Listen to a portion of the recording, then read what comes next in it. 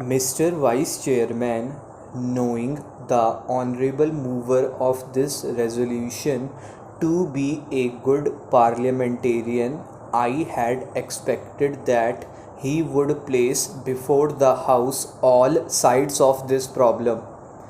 I had expected that he would be no less interested in the efficiency and discipline of the administration, no less interested in the public welfare than in the interest of the civil services. But I am sorry to observe that he has taken only one view of the matter, namely the interests of the civil services alone. He has not at all dwelt upon the frightful consequences which a strike of the sort we had the misfortune to have would have had on the country and the people in general. He has spoken, no doubt, in measured tones, unlike the honorable member who sat to his right in the morning and who raised a shout wanting to make up by sound what his arguments lacked in force. I wish to submit to this House that it would be incorrect and it would be imprudent for this House to accept this resolution. It would be incorrect because by accepting this resolution, we would be laying down something bad in principle, and we would also be accepting a policy which would be suicidal and which would cut at the roots of discipline in the services. To the merits of reinstatement or otherwise of these persons I will come later on. I doubt the very propriety of Parliament going into this matter. Now let us see what has happened. Whether right or wrong, departments have taken up the question of these strikers, those who took part in this strike, those who indulged in disobeying the ordinance. Several cases of sabotage and intimidation, including criminal ones, have been gone into, and the authorities have taken some decision. In some cases, the government have taken the decision, and in some cases, the departments have taken the decision. Now, would it be right for Parliament to intervene, to interfere with these decisions? Suppose we do that. Suppose Parliament interfered with the decisions taken by the government or by the heads of departments tomorrow. With what face and with what authority can the head of a department extract service from his subordinates?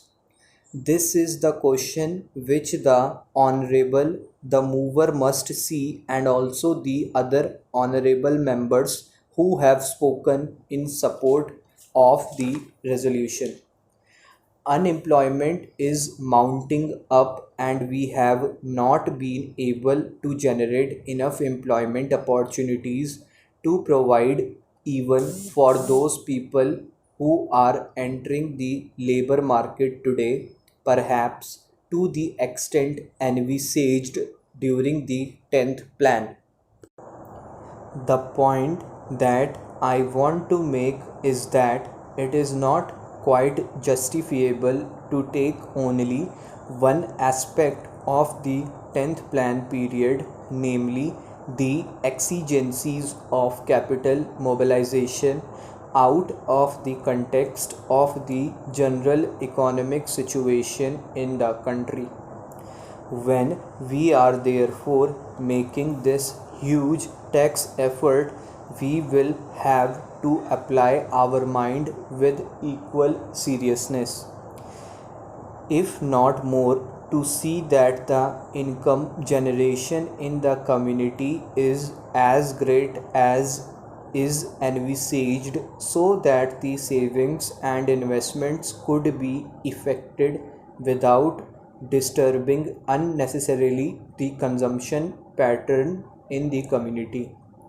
Whenever there is any tax on corporations, this cry is raised, and this cry is always belied by what the industrialists themselves have claimed to be the sensitive barometer to find out the climate for capital formation. I mean the stock exchanges. This time, the stock exchanges have reacted quite favorably to the budget proposals as a whole, which clearly shows that whatever else may be the merit of the present budget proposals, it is certainly not anti capital. Last year also the stock markets boomed up after the taxation proposals were announced. This time, though, they were a little hesitant at first. Ultimately, I think they have realized that there is nothing wrong with the taxation proposals, and they are now merrily mounting up. This is quite natural because there are so many benefits and advantages in our economy today that it is not difficult for the corporate sector to absorb a small rise of 5% in the corporation tax, which has been proposed by the Honorable Finance Minister. The economy of the nation today is more or less a closed economy because, due to the lack of external finances, imports have been virtually prohibited. There is a lot of planning in the country which makes risk bearing rather unlikely, and because of the regulation of the economy, internal competition is also not very great. The risk bearing capacity, which is claimed by the industrialists, really for getting large profits and large yields on their investment, is almost non existent in our economy today.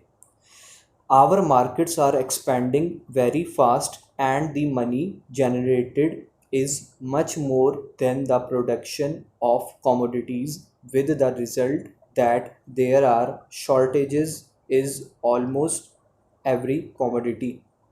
It should not be difficult for the industrialists to absorb the small rise of 5% in the corporate tax.